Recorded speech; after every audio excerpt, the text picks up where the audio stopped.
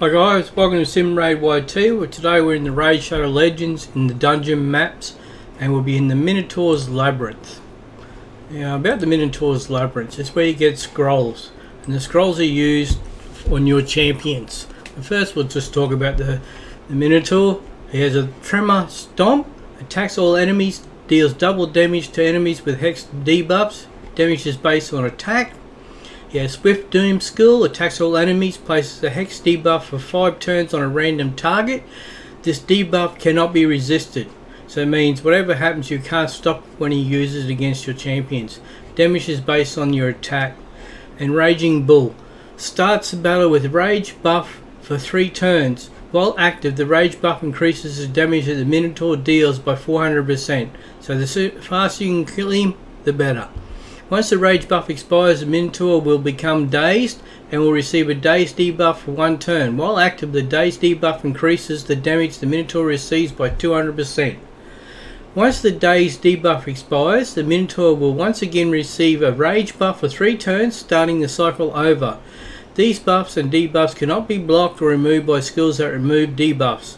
His Almighty Immune passive, immune to stun, freeze, sleep, provoke, block active skills, block passive skills, fear, true fear, petrification, debuffs. Also immune to HP exchange effects, HP balancing effects, and cooldown increasing effects. How it works.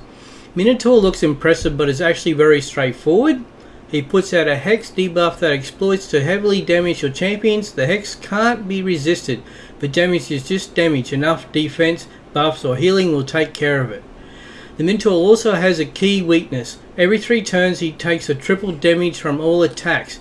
If you're struggling to defeat him, try waiting till his defenses are down to lay on the damage. However, most high level teams can beat him regardless of this state.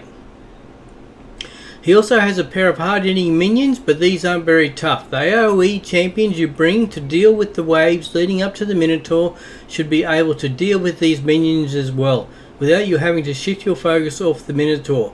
The trick of this dungeon is your team will change often. Scrolls are earned once per champion basis, so you'll eventually want to swap out one of the champions in your Minotaur team for someone new. Effectively, you need to be able to defeat Minotaur with just 4 champions, since you never know if your 5th is going to be someone useful. So what I mean by here about these scrolls is different levels you get different levels of scrolls. So we'll go here and look into my champions and I'll show you what I mean by that. I have some champions here which I'm working on at present time, increasing their levels. Here we go, we have Ursula. So in her masteries, as you can see, I have 100 of the small minimum scroll, 247 of the medium scrolls. So then we would choose here a skill out of all the different things here. And these skills all depend on which champion you're using and what you're going to use the champion for. So I plan on using Ursula's defense, so I would give her additional defense. So we would go click, and there we have it. She would now has some defense on her, and I will set up her as a support as well when the time comes.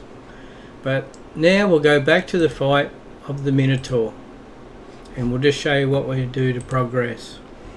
Back into the dungeons and back into the Minotaur. Okay,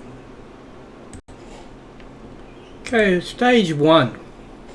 Now here we will change a few champions around just to show that if you have all lower level champions, you don't actually get to choose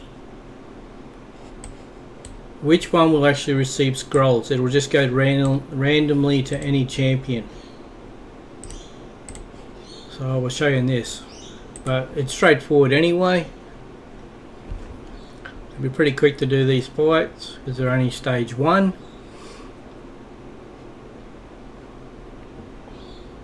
Mother Cybele should be able to take all out easily anyway. She's a maxed out champion, level 60 with all scrolls, all skills.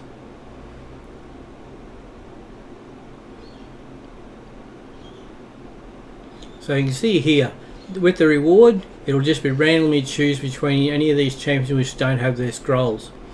So while you're early in the game, you don't have the choice. Whatever champions you have up there, one of them will receive scrolls.